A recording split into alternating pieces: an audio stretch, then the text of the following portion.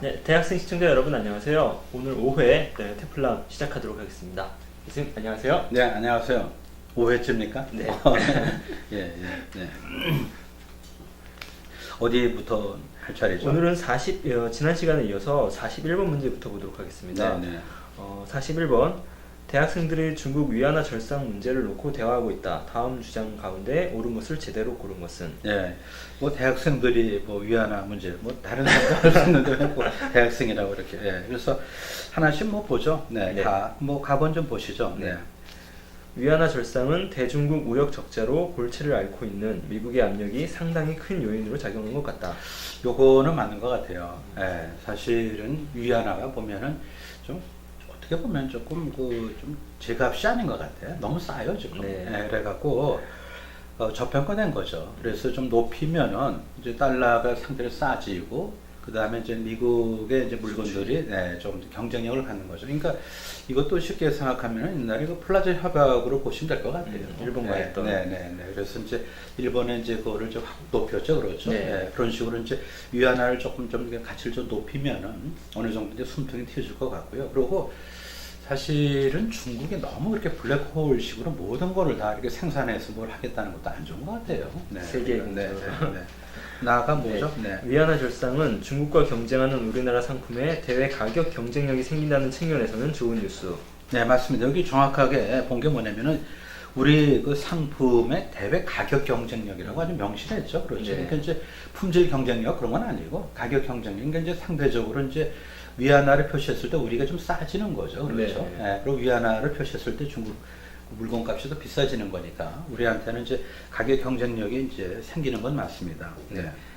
우리나라의 중국 상품 수입이 큰 폭으로 늘어날 것이기 때문에 대중 무역 적자가 확대될 거다.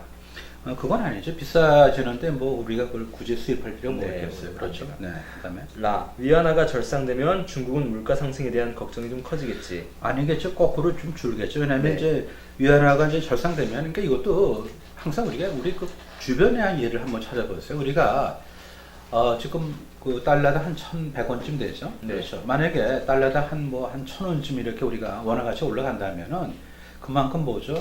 원유를 싸게 수입할 수 있는 거 있잖아요. 그러다 보니까 이제 물가에는 더 긍정적이죠. 그러니까 네. 자국가 표시로 했을 때 더 그만큼 이제 싸지는 거니까 그렇잖아요. 네.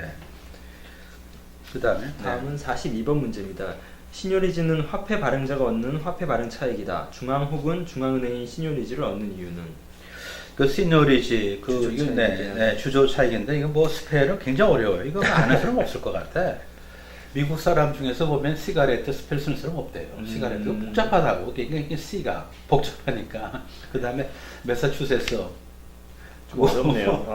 그거 뭐 미국 사람이 아마 1% 모른다고 그러더라고요. 그러니까 그런 면에서 우리나라에 참 이게 뭐 지명을 갖다 뭐 못 읽는 사람 없잖아, 그죠? 예, 그러니까 이제 우리 그만큼 한글을 우수하다는 얘기인데, 그래서 그 시너리지 이거 좀 어려운 얘기 같기도 해요. 그래서 이제 화폐 발행 어떤 그 주조 차익을 얘기하는 건데, 간단히 말씀드리면은 우리가 10,000원짜리는 위조지폐가 나와도 1,000원짜리 위조지폐는 안 나오잖아요. 본 적이 그렇죠? 없어요. 네, 본 적이 없죠.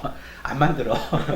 왜냐면 생산 원가가 1,200원이거든. 그래서 이제 그거 알고 계세요? 100달러짜리를 찍는데 원가가 얼마인지 아세요?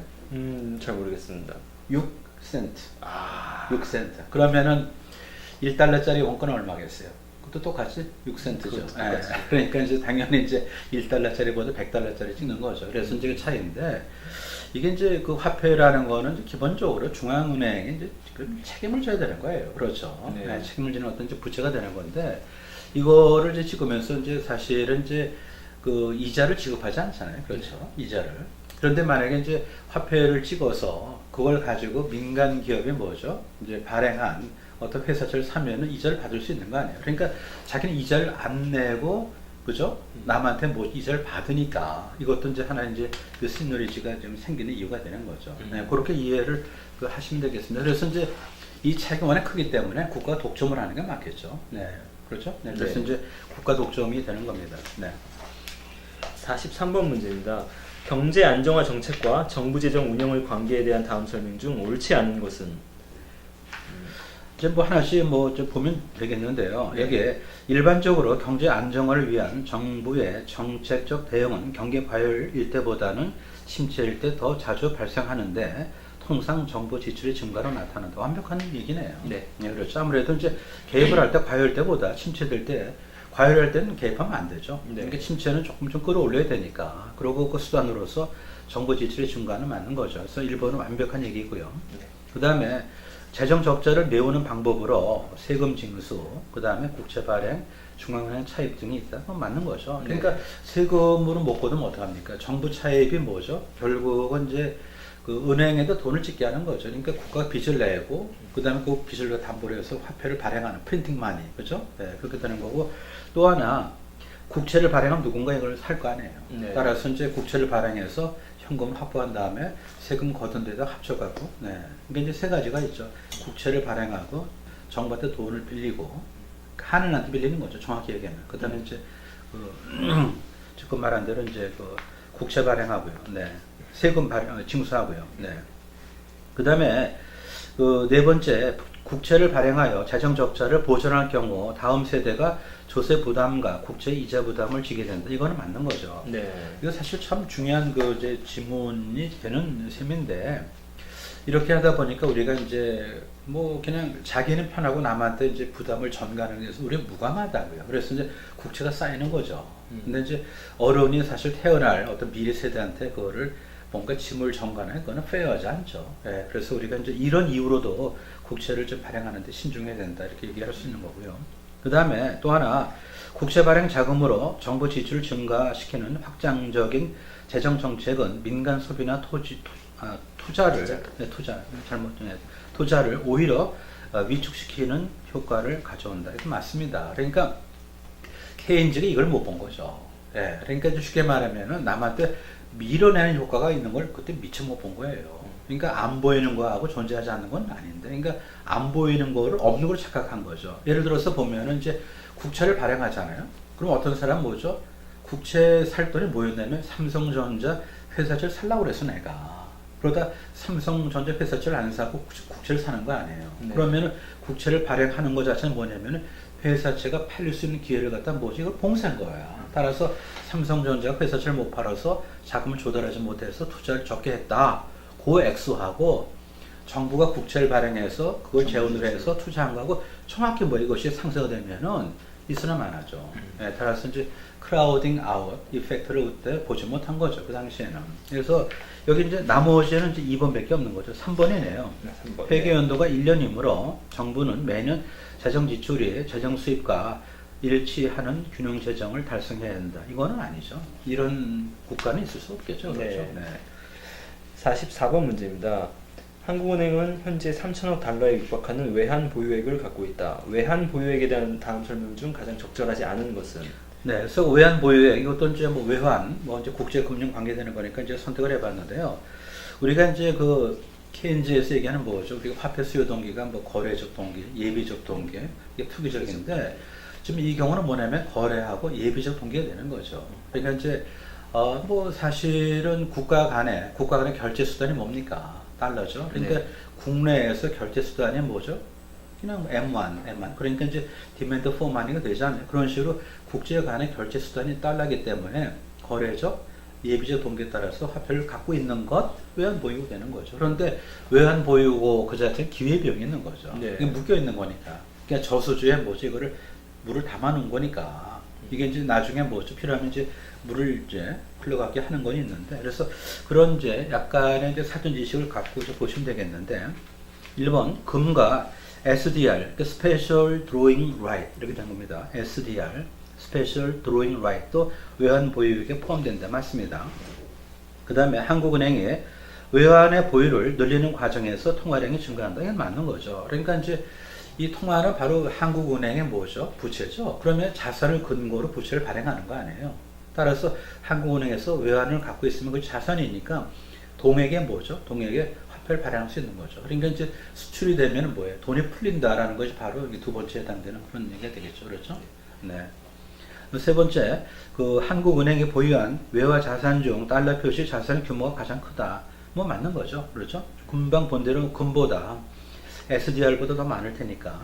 그 다음에 네 번째, 한국은행이 외환시장에서 원화를 외환으로 교환하는 과정을 통해서 외환 보유액이 증가한다. 맞는 거죠. 그러니까 네. 이제 그 달러의 저소주에다 뭐 이걸 달러를 채워놓는 거예요. 따라서 달러 사야 될 거 아니에요. 그렇죠? 그러니까 이제 달러를 이제 사기 때문에 결과적으로 이제 그 외환 보유액이 이제 증가되는 거죠. 네. 그리고 다섯 번째인데, 이게 이제 적절하지 않은 건데, 국내 이자율이 외국 이자율보다 높은 경우 한국은행은 외환 보유액이 많을수록 더 큰 이득을 아니 손실을 보게 되는 거죠. 그렇죠. 그러니까 이제 이건 아무래도 이제 기회병이 있는 거니까 우리가 만약에 이제 그 현금으로 그냥 얼마 갖고 있으면은 이자를 못 받는 거 아니에요. 그렇죠. 따라서 이자를 올라가면은 뭐지 현금 보유에 기회병이 커지는 거죠. 그런 식으로 우리나라 즉 금리가 높아요, 미국보다.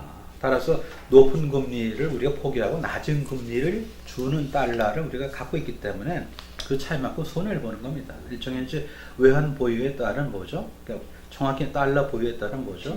비용이 그 뭐죠? 커지는 거죠. 우리 금리 높고 거기 낮으면. 그래서 이게 이득을 보는 게 아니고 손실을 이제 본다. 네. 이렇게 보는 것이 맞겠습니다.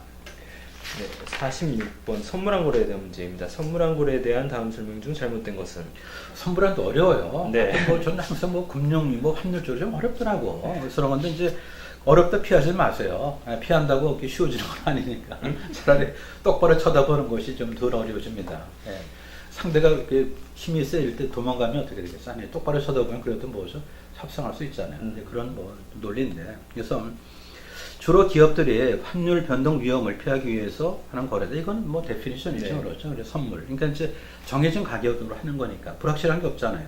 어떻게 될지 모르는 게 아니라 미리 정하는 거니까. 예. 그 다음에 여기에 두 번째가 이게 좀 까다로운데, 달러와 가치가 하락할 것을 예상되면 선물안을 매도한다. 하나씩 풀어보자고요. 달러와 가치가 하락할 것으로 예상된다. 그럼 어떻게 되죠? 하락할 것이 예상되면 지금 미리 팔아야 되겠다. 그렇죠? 미리. 미리 정해진 가격. 그러니까 미리 정해진 가격으로 팔 거를 예약하는 게 좋은 거죠. 그렇죠? 따라서 이게 뭐냐면 선물안을 매도하는 건 맞습니다. 정확하게. 네. 그 다음에 세 번째, 선물안 거래가 일어나면은 단기 외채가 증가 효과를 갖고 있는데, 이것도 맞는 게 조금 어려운 게, 선물안 매도하면은 누군가 사야 될 거 아니에요. 네. 어떻게 일방적으로 팔고 아무도 안 사면 팔아줍니까? 따라서 누군가 사는 건데, 그러니까 미래를 예상하는 이제 그 주체가 이제 다름에 따라서 미래를 예상하는 내용도 달라지는 거죠, 보면은. 그러니까 기업이 팔면 뭐죠? 금융기관이 사겠네.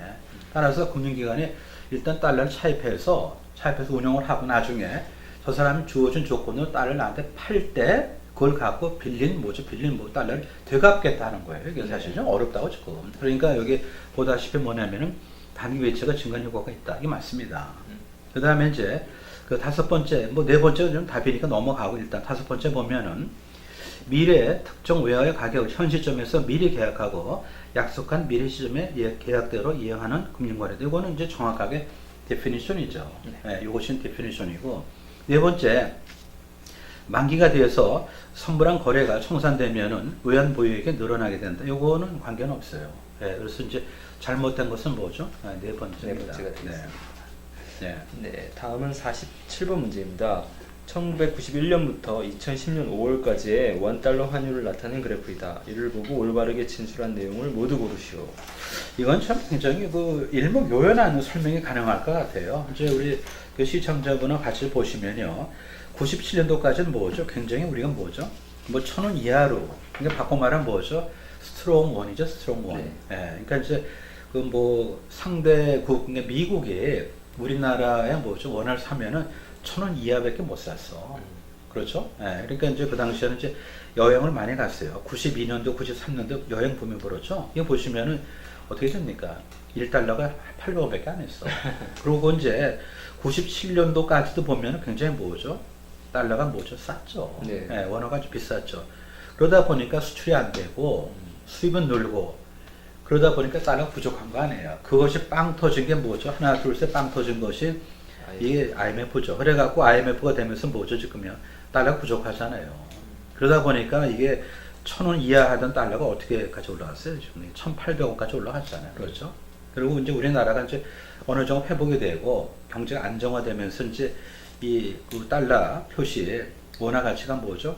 좀 회복되는 거죠. 그렇죠? 네. 네, 회복돼서 내려가다가 역시 2008년도 그때도 뭐냐면은 이제 그 뭐 물론 그 1900년 다시 1990년 초 같지는 않지만은 상당 정도로 여기 보시다시피 뭐죠? 스트롱 원이에요. 네. 그래갖고 우리도 좀 이렇게 그 당시에 경상 수지, 무역 수지가 적든 아니더라도 흑자가 많이 줄었어요. 그래서 이제 그것이 이제 글로벌 금융 위기하고 다시 이제 연결되면서 또 다시 IMF 때 같지는 않지만은 여기 보다시피 1,400원까지 이제 달러에 이제 환율이 올라간 거죠. 그래서 그거를 좀 사전 지식을 좀 가지시고 이렇게 하나씩 보도록 하겠습니다. 그러면 은조가 얘기하는 건데요.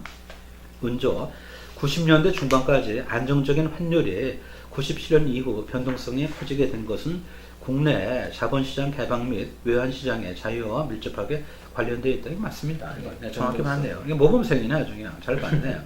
기운이 그 채권시장 전면 개방과 외환 자유화 조치 등은 외국인의 자유로운 국내 투자를 가능하게 함으로써 대량의 투기 자본이 유입되는 계기가 되었다. 뭐 이것도 맞는 거죠. 네. 그러니까 이제 변동성이 커지는 겁니다, 지금요. 네, 변동성이 커지는 거고. 그 다음에 그 효손 토빈세를 부과하면 외환 거래의 기회 비용을 높임으로써 단기 투기 자본의 국제적 이동을 억제할 수 있다. 이것도 맞습니다. 그러니까 이제 토빈세는 이렇게 생각하시면 될 것 같아. 톱니바퀴 너무 빨리 들어온 거예요. 안 되죠. 그러니까 어떤 약간의 모래를 치면은, 그죠? 모래를 치면은 이제 그만큼 이제 적게, 그죠? 느린 속도 들어갈 거 아닙니까? 네. 그래서 이제 국제 간의 자본 이동도 굉장히 밀물 썰물이 좀 심하면 곤란해요. 밀물 들어와서 뭐죠?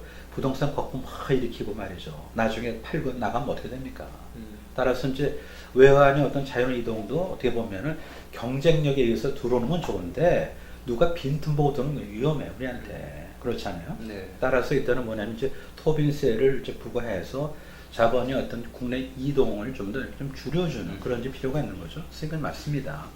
그 다음에 그 정오를 보면은 토빈세 세율을 높게 책정하면 할수록 투기 자본 억제 효과와 세수 중대 효과가 크기 때문에 외환시장 안정성 확립에 유리할 것이다. 이건 단견이야, 단견. 네. 그렇다면 누구나 그렇게 하겠네. 세수 중대 효과까지 오면은. 그건 아니죠, 보면. 그렇죠? 네. 그리고 그 강숙을 보면은요, 토빈세를 일률적으로 부과하는 것보다 평상시와 환율 변동이 커지는 시기를 나눠서 세율을 다르게 정하는 것이 효과적이다. 이거는 정확하게 본 거죠. 네. 그러니까 이제 늘이 아니고 뭐 변동성이 좀 심할 때, 그렇죠. 외국적 많이 들어오고 나가고 그럴 때 그때 한정적으로 한시적으로 부과하는 것도 방법일 것 같아요. 그래서 이제 원래는 이동성은 그거는 보장되는 게 맞아요. 하지만 이제 투기 세력이 빈틈 보고 들어오는 거 우리가 또 우리를 위해서 막아야 되는 거니까. 그러니까 우리 경제 잘 나가면은 저절로 들어와. 그렇죠? 하지만 우리가 뭐죠? 뭔가 빈틈 보이고 들어오면은 그거는 우리가 막아야 되는 거죠. 네. 예전에 그 다 기억하시겠지만은 그 소버린 사태 기억하시죠? 뭐 네. 그런 것도 달러 들어왔는데 뭐를 보고 들어왔습니까? 뭐를 보고 들어왔어요? 우리한테 기여하려고 아니죠. 뭔가 빈틈 보고 들어온 거란 말이에요. 그렇죠? 그래서 그때 소버린 아주 그냥 이름도 좀 제가 좀 징그러워. 개버리는 좋은데 개버리는 뭔지 아시죠? 소버리는 아주 그냥 그래 보면. 네. 네, 다음 그다음, 네. 48번 문제입니다. 다음 중 물가 수준과 그에 상응하는 총수요의 크기를 나타내는 총수요 곡선을 이동시키는 요인이 아닌 것은? 이거는 이제 뭐 개별 어떤 수요 곡선이 아니고 총 수요 곡선이에요. 그래서 이제 물가를 세로 축에 놓고, 네. 그다음 가로축에 개별 제어가 아니고 전체 수요를 나타내는 거죠. 그렇게 얘기를 하는 건데, 그걸 이동시키는 원인이 아닌 걸 찾는 겁니다. 지금 환율의 변이가 이동시키는 거죠. 만약에 이제 환율이 뭐죠? 그러니까 원화 가치를 떨어뜨리는 쪽으로 갔다면 뭡니까? 수출이 더 되는 거 아닙니까? 네. 따라서 수출이 더 되면 수요가 늘어나는 거죠. 그러니까 또 분명히 맞습니다. 그러니까 주어진 가격에서 환율이 뭐죠? 지금 우리 원화 가치가 떨어지면서 경상수지가 흑자가 되고 수요가 보강돼서 디맨드가 더 오른쪽 이동했다. 맞는 얘기죠. 네. 그 다음에 세 번째를 보면 이자율의 변화. 뭐 이것도 뭐 이자율 변화. 낮은 쪽으로 하면 뭐죠? 투자가 더 증가되니까. 그렇죠? 뭐 그렇게 보면 되는 거고. 그 다음에 소득세 변화. 소득세를 올리면 어떻게 됩니까? 가처분 소득이 줄면 어떻게 되죠? 집값이 얇아지면 소비를 못 하잖아요. 그렇죠? 따라서 소비가 줄어들면 뭐죠? 전체 소비가 굉장히 중요하대요. 유효 수요에 따라서 디맨드 커버가 뭐죠? 외주 이용하는 거 맞습니다. 그 다음에 가계의 미래 소득 수준에 대한 기대의 변화. 뭔가 미래 소득 수준에 대한 기대의 변화야. 돈 아직 안 벌었어. 근데 벌 것 같아. 그럼 우리 짜장면 먹어도 좋잖아. 그죠? 맞습니다. 그렇죠. 기대야 기대. 따라서 기대를 우리가 갖는 것도 중요한 거죠. 그러니까 그 경기 진작을 우리가 시킬 때 사람들이 좀 불확실성을 좀 줄여서 기대를 개선시키는 것도 뭐죠? 중요한 수단이 되는 거죠. 네, 그렇게 보시면 되고 그 생산성의 변화는 요거는 이제 디맨드가 아니죠. 총 수요 곡선을 이제 이동시키는 거니까 이거는 이제 외톨이가 되겠네요. 혼자 반대쪽에 있는 그 변수가 이제 들어와 있는 거죠. 네. 다음은 51번 문제를 좀 보겠습니다. 홍길동은 매월 8만 원의 통신비를 고정적으로 지출한다고 가정하자 길동은 통신수단으로 이동전화와 집전화 두 가지만을 사용하며 두 가지 통신수단은 모두 정상제이다. 만약 이동전화의 통신요금이 하락하였다면 어떤 현상이 발생할 것인가? 이 문제는 사실 평범한 문제인데 굉장히 잘 낸 문제예요. 보기를 보면 이제 정교해요. 우리가 이제 가격 효과를 나누죠. 프라이스 이펙트하고 또 뭐죠? 아니 다시 프라이스 이펙트를 뭐죠? 소득 효과하고 대체효과 나눈단 말이에요. 그런데 이 지문이 뭐냐면은 통신수단이 둘이야. 하나는 뭐죠? 다이얼 돌리는 거, 삐삐삐삐 하는 뭐죠? 핸드폰이야. 그런데 여기서 그 이동 통신 요금이 좀 내려간 거예요. 그럼 당연히 뭐죠? 이동 통신 요금 내려가면 뭐죠? 이동전화 더 쓰겠네요. 그렇죠? 더 쓴다고요. 그런데 문제는 뭐냐면 이제 집 전화에 대한 얘기예요. 집 전화. 그러면은 집 전화 비싸졌으니까 뭐죠? 그만큼 적게 쓸 것 같죠. 하지만 뭐죠? 이동 통신 요금이 내려감에 따라서 이동 통신 요금으로 환산한 소득이 증가돼. 따라서 내가 부자가 됐기 때문에 가정 전화도 내가 뭐죠? 더 쓸 수가 있어. 따라서 인컴 이펙트에 의해서 가정 전화를 더 쓰게 되는 거가 있고 또 하나는 뭐죠? 상대적으로 비싸진 걸 절약하는 대처가 있어요. 따라서 둘이 뭐가 우열인지 몰라요. 네, 그러니까 이거는 이제 그때 따라 디펜드 온 한다는 거죠. 그래서 우리가 자칫하면은 한쪽 보면 흥분하기 쉬운데 그건 아니에요 보면요. 그러니까 잘못하면 뭐죠? 가정 전화가 비싸잖아요. 안 쓸 것 같죠? 하지만 뭐죠? 인컴 이펙트를 놓쳤잖아요. 그러니까 인컴 이펙트가 포착되면 뭐죠? 그만큼 내가 부자니까 옛날에 뭐 안방까지 무슨 뭐 저기 뭐랄까 어디 가서 내가 저기 그 사람한테 가서 이렇게 바로 말로 할 거를 전화로 하는 거죠. 이렇게 그죠? 네. 그런 식이니까 인컴 이펙트를 우리가 고려하면은 그 가정 전화에 대해서는 수요가 늘지 줄지 예측할 수 없다. 그렇게 해야 되겠죠. 네. 다음은 54번 문제입니다. 개인 신용카드와 관련된 다음 설명 중 가장 적절한 것은? 이제 이것도 우리가 이제 좀 약간은 좀 뭐랄까 교훈적인 내용이 있어서 그런 건데 좀 이따 그 이유를 아실 겁니다. 보면은 그 신용카드는 직불카드보다 과세자료 효과 확보 효과가 크다. 뭐 그렇죠. 하지만 이게 가장 적절한 건 아니죠. 보면 그렇죠. 네. 그다음에 이제 그 신용카드 가맹점이 신용카드 가맹점이 대금 회수의 최종 책임을 부담한다. 이거는 뭐 말이 안 되는 저거죠. 예, 이거는 뭐 말이 안 되는 얘기고. 그러면 그 신용카드 가맹점이면 내가 밥을 갖다 먹은 집인데 그쪽에서 대금 회수 최종 책임 그러면 뭐죠? 나한테 와서 돈을 받아가야 되는 거 아니야? 그러니까 이건 말이 안 되는 거죠. 세 번째가 약간 이제 이게 교훈적인 내용이 섞여 있어서 신용카드 사용 실적 그건 뭐죠 지금요? 가계부채 증가죠. 따라서 어떻게 보면은 신용카드를 썼다는 건 내 그 순간 내 화폐를 발행한 내가 은행이 되는 거예요, 사실이요. 그렇죠? 그렇게 해서 이제 없는 유동성 내가 만드는 거 아니에요? 프린팅 한 거죠. 그래갖고 이제 뭘 사먹었는데, 사먹는 아무것도 아니지. 자동차를 샀다 생각해봐. 그게 다 뭡니까, 그게? 가계부채가 되는 거죠. 그래서 우리가 이 가계부채 상당한 부분이 어디서 옵니까, 그게? 어디서 와요? 무슨 카드에서 옵니까, 이게? 이 신용카드에서 오는 거죠. 그래서 우리가 신용카드 쓸 때 우리 좀 별로 이렇게 저항감이 없어요. 하지만 이렇게 신용카드 뭡니까? 이거는 가계부채 증가로 연결된다. 이렇게 보는 거죠. 그 다음에 그 신용카드사는 자기 자본 범위 내에서 신용 판매가 허용된다. 이것도 아니죠. 그러니까 이런 것들은 이제 그냥 억지로 이제 보기를 만든 거니까. 그렇죠. 이거는 뭐 신용카드사는 그냥 뭐랄까. 그 일종의 론을 주는 거죠. 소비자한테. 그렇죠. 거저 사게 하고. 그 다음에 이제 판매자한테 뭐죠? 신용, 그 판매에 대한 어떤 수수료를 받아서 자기 비즈니스 모델을 하는 거니까. 결국은 뭐 이게 자기 신용 무슨 뭐 자기 자본 뭐 이런 범위가 필요가 없는 거죠. 네. 다음은 55번 문제입니다. 기업의 존재 목적에 대한 설명이다. 가장 본질적인 것은? 제가 이 문제를 선택한 게 뭐냐면은 기업에 대해서 많이 오해를 하고 있어요. 오해. 가장 본질적인 거, 본질. 그렇죠? 세금 납부한다. 맞죠? 하지만 우리가 세금 납부하기 위해서 기업을 만들지는 않잖아요. 그렇죠? 네, 그러니까 기업이 사실 세금 납부해 주면 좋은데 본질은 아니죠. 투자와 고용을 늘리는 데 맞아요. 하지만 그게 본질은 아니죠. 투자와 고용을 하기 위해서 기업 만듭니까? 그건 아니에요. 그죠? 세 번째, 사회복지 주체가 된다. 어느 정도 주체가 되죠. 뭐 가끔 보면은 뭐 이제 장학금도 내놓고 해서 그런데 이것도 이제 본질은 아니죠. 본질은 뭐냐? 이윤을 창출해 주주에게 분배하는 거죠. 그러니까 이 주식회사 뭐냐면은 기업은 뭐냐면 기본적으로 남의 돈을 이렇게 끌어모으는 장치란 말이에요. 그래서 계약에 복합체 되는 거 맞잖아요. 그러면은 계약에 복합체니까 그 계약에 뭐야? 들어온 사람들한테 뭔가 다 나눠줄 수 있어야 돼. 응? 임금도 주고, 그 다음 뭐죠? 납품업체한테 뭐죠? 납품대금도 주고, 정부한테 뭐죠? 세금도 내고, 그 다음 뭐야? 진짜 뭡니까? 제일 중요한 뭐죠? 주주에게 배당을 해야 되는 거죠. 배당 안 하면 뭐죠? 산의 유보를 쌓아내야 되는 거죠. 그래갖고 그 기업이 커지도록 해야 되는 겁니다. 지금 마침 제 생각이 나는데, 우리나라 참 국회의원들 참 무식해요. 보면은 얼마 전에 산의 유보에 대해서 세금 매긴다고.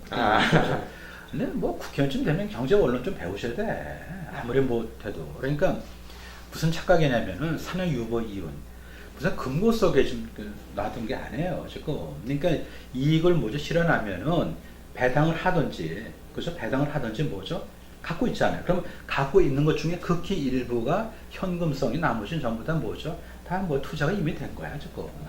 예, 그러니까 이제 그거를 만약에 산업 유보에 대해서 세금을 매긴다면 뭐냐면 이미 투자된 걸 다 회수해라, 다 뜯어내라. 그럼 다시 세금 더 매기겠다 그런 얘기죠. 그래서 이 산업 유보에 대해서 우리가 좀 혼란스러운 것 같은데 그렇지 않습니다. 그러니까 산업 유보 아주 극히 일부분을 현금 또는 현금성 자산을 갖고 있고 나머지는 전부 다 뭐죠? 시설, 그죠? 다 이미 투자된 거예요, 지금요. 네, 그렇습니다. 많은 분들이 금고에 돈이 쌓여 있는 그렇죠. 근데 그러다 보니까 뭐 탐욕스럽게 그러니까 참 근데 그거를 저는 그런 것 같아 보면은 참 답답한 게 어떤 분은 그거 실제 얘기를 했어요. 어떤 그분이 얘기를 했고 또 어떤 분은 실제 그러니까 법안을 이제 발의까지 했어요. 그게 좀 심한 것 같아 보면요. 그러니까 그거는 뭐 금방 누가 지적해주면 되는 건데, 그러니까 산업 유보에 대해서 세금을 매길 수가 없다니까.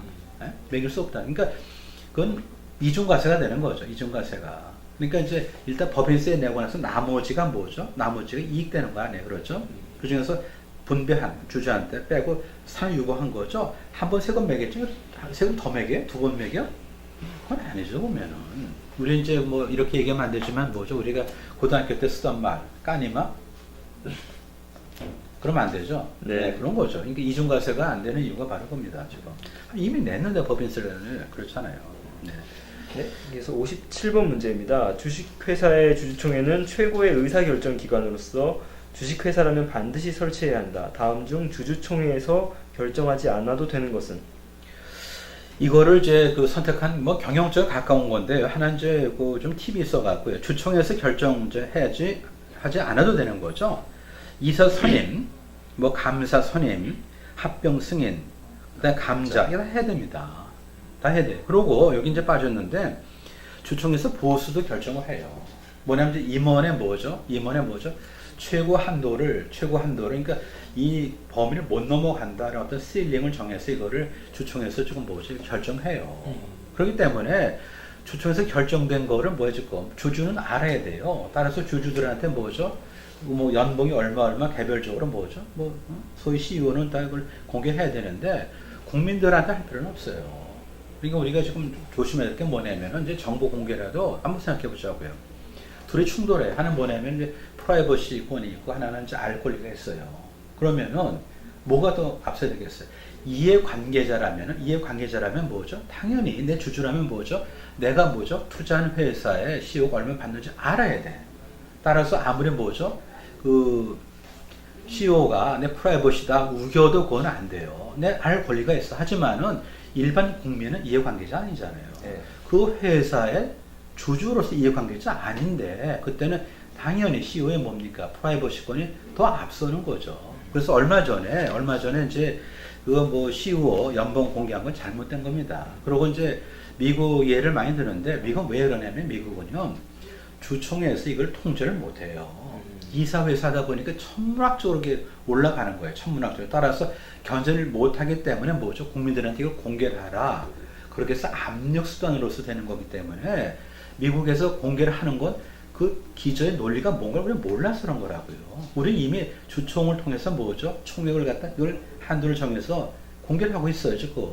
그러니까 이해관계 이외에는 알 이유가 없는 거죠, 지금. 그러니까 이제 똑같은 것도 현상만 보면은 몰라요. 그 기저 논리가 뭔지를. 그러니까 만약 미국도 우리 식으로 회사법을 갖다 깐깐하게 하면은 그렇게 일부러 할 필요가 없어요, 지금. 네. 58번입니다. 네. 기업의 규모를 자산 총액을 기준으로 측정해 순위를 매길 경우 순위를 높이기 위한 단기적 처방으로 효과적인 방법이 아닌 것은? 자산 이제 부풀리는 거라고 뭐 이렇게 봐도 되는데, 근데 네. 이렇습니다. 이제 간단하게 이제 밸런스시트를 말씀드리면은 뭐 자산이 있고요. 동액이 뭐죠? 자본하고 이제 부채가 있는 거죠. 네. 이렇게 생각하시면 돼요. 어떤 사람이 30만 자기 돈이 있었어요. 은행에서 50을 갖다 빌려가지고 80 갖고 포장마차를 차렸어. 그러면 항상 자산하고 뭐죠? 자산의 뭐 소스로서 뭐죠? 내 돈, 자본하고 남의 돈, 부채가 딱 맞아 떨어지죠. 그렇죠? 네. 따라서 양쪽이 똑같이 올라가는 거죠. 그러니까 부채를 늘리면 뭐죠? 그걸 갖고 내가 포장마차에 뭐 좀 크리스마스 트리를 장식했어. 따라서 자산도 올라가는 거죠. 네. 그 원리 보면 아주 간단해요. 그러면은 은행에서 일시적으로 자금을 차입한다. 그럼 뭐죠? 차입을 했으니까 부채가 늘었는데 돈이 있죠, 현금이. 네. 자산. 따라서 이게 뭐예요? 자산이 이제 늘어가는 이제 그게 보이는 거죠. 그 다음에 두 번째, 장부 가액보다 가격이 상승한 유가증권을 매각한다. 그러니까 장부 가액보다 가격이 상승했으니까 이건 팔면 좋겠네. 그렇죠? 팔아갖고 뭐 해줄 거면 자산을 잡으면 좋을 거 아니에요. 그렇죠? 현금이 이제 그만큼 늘기 때문에. 그 다음에 비품을 일부는 현금으로 나머지는 외상 구입한다. 그러니까 이제 외상 구입을 갖다 했다는 뭘 얘기합니까? 현금을 좋게 썼다는 거죠. 따라서 여기에 비품이라는 것이 자산에 잡히는 거니까. 그죠? 자산이 잡혔는데 그 중에 일부는 뭐죠, 지금? 이제 부채가 증가되는데 부채만 갖고도 아니고 내 돈이 약간 일부 들어갔어요. 그래서 결국 뭐 100원짜리를 30원에 산 거랑 마찬가지죠. 70원은 빚을 지고. 따라서 뭐죠? 30이 현금 줄었지만 100이라는 뭐죠? 자산이 증가됐잖아요. 따라서 이것도 맞는 거죠. 논리를 보면은. 그 다음에 그 다섯 번째, 임차해 사용하던 건물을 2년 후에 대금을 지급하는 조건으로 매수 계약을 체결했다. 여기 키포인트가 뭐냐면 2년 후에. 그러니까 당장 뭐죠? 계약했잖아요. 따라서 뭐 이 건물이 내게 돼서 자산이 확 잡혔잖아요. 그렇죠. 그 다음 뭐예요, 지금? 현재 부채가 뭐죠? 이거는 그냥 앞으로 부채가 뭐죠? 늘 그런 조건이지 현재 부채 잡힌 건 아니잖아요. 그래서 이거는 이제 그 자산이 뭐죠? 커지는 쪽으로 이제 거래가 된 거로 보면 됩니다. 네 번째, 이건 아닌데 장기 차입금을 주식을 발행해서 교부해주고 자본으로 전환했다. 그러니까 이제 보통 이런 식으로 구조조정을 하죠. 그러니까 부채를 갚을 돈이 없으면 어떡합니까? 자본으로. 그렇죠. 그러니까 채권자한테 가서 미안하지만 주식으로 좀 받아줄래? 이렇게 하는 거죠. 그러면 이제 이렇게 되면은 이제 부채가 줄겠죠. 그렇죠. 줄고 동액만큼 자기 자본이 느는 거니까 자산하고는 관계없는 거죠. 그렇죠. 그래서 이제 이 네 번째가 되는 겁니다. 네. 59번 문제입니다. 다음은 부가가치세 비중을 높이는 조세 정책의 장점에 대한 설명이다. 가장 거리가 먼 것은? 뭐 부가가치세 실무적인 얘기가 좀 나오는데요. 여기 보면 거래 증빙 유지 책임으로 인해서 탈세 방지에 효과적이다. 맞죠, 보면. 그러니까 네. 이제 부가가치세 환급받는다 그러잖아요. 따라서 자료를 갖고 있어야 돼요, 자기가 받으려면. 그러니까 이제 증빙이 되다 보니까 뭐죠? 탈세 방지가 쉬운 거죠. 네. 네, 이게 맞습니다. 그 다음에 수출에 차별적 세율을 적용할 수 있어서 수출이 촉진되는 맞습니다. 이것도. 그러니까 이제 용도별로 세율을 바꿀 수 있으니까 영세율도 있고 그 다음에 또 뭐 할인해 줄 수 있으니까 맞는 거고. 그 다음에 소비 행위에 과세하기 때문에 소비가 줄고 저축이 촉진되는 맞는 거죠. 그러니까 소비세죠, 보면. 그러니까 소비세를 안 내려면 뭐죠? 소비하지 말아야 되는 거야. 따라서 바이 데피니션 그만큼 뭐죠? 저축이 더 증가된 거 아니에요. 그렇죠? 네. 소비를 줄였다는 건 뭐예요? 지금 소득에서 줄여서 뭐죠? 저축이 증가된 거예요. 바이 데피니션. 그 다음에 비용을 써야 인정받는 소득 중심 과세에 비해서 자원의 효율적 배분을 촉진한다. 뭐 이것도 뭐 사실은 뭐 맞는 거죠. 네, 맞는 거고. 그 다음에 이제 다섯 번째가 소비가 많은 부유층에 더 많은 세금을 부담함으로 소비세에 비해서 누진적이다. 그건 아니죠. 맨날 그 소비세 그 얘기할 때 역진적이다 얘기 나오잖아요. 근데 네. 그 이유는 이렇게 생각하시면 돼. 이거 좀 사실은 우리가 이제 혼돈하기 쉬운 게 그 부자들은 뭐죠? 부자들은 이제 소득이 많으니까 뭐예요? 지금 소비를 많이 해요. 따라서 아무리 소비세를 하더라도 부자들이 뭐죠? 더 소비를 함에 따라서 뭐예요? 지금 세금 더 내는 건 맞아요. 네. 하지만 뭐를 우리 봐야 되느냐 이렇게 보시라고요. 2,500원짜리 담배 맞죠, 그렇죠? 그러면은 만약에 이거를 누진적이게 되려면은 2,500원짜리 갖다 뭐죠? 소득이 적은 사람한테는 그대로, 그 다음에 소득 많은 사람한테는 뭐죠? 만 원에 팔아야 돼, 만 원에. 네. 똑같아. 그러니까 내가 만 원을 벌더라도 소득이 많은 사람은 세율을 내가 많이 내는 거야 지금. 그죠? 네. 만 원에 됐으니까 38%를 내고 있어. 근데 어떤 사람이 똑같은 만 원도 뭐죠 지금? 그냥 20%밖에 안 내는 거야. 똑같은 만 원을 나는 살 때 40% 세금 내고 여기는 뭐죠? 20% 내고 그러죠. 따라서 이건 누준적이야. 그런데 누구도 똑같은 2,500원이야 담배는. 그렇지 않아요?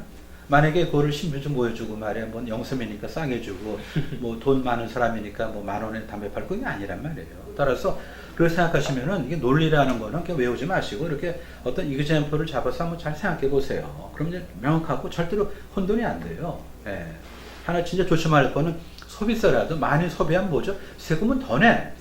세금 자체는 더 내는 거죠. 하지만 뭐죠? 전체 소득에서 세금으로 내는 그 비율은 떨어진다 그런 얘기죠. 네.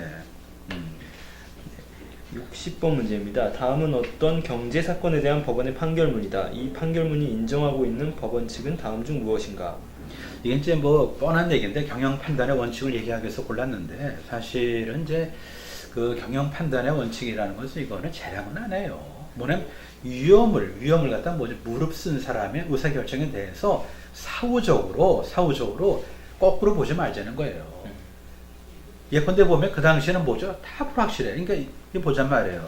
1998년대 삼성전자 주가가 얼마인지 아세요? 1998년 IMF 일어났을 때 얼마인가요? 4만 원. 지금 얼마죠? 100만 원 넘는 걸로. 100 얼마야? 100 얼마야? 정확히 얼마야? 거의 130만 원이에요.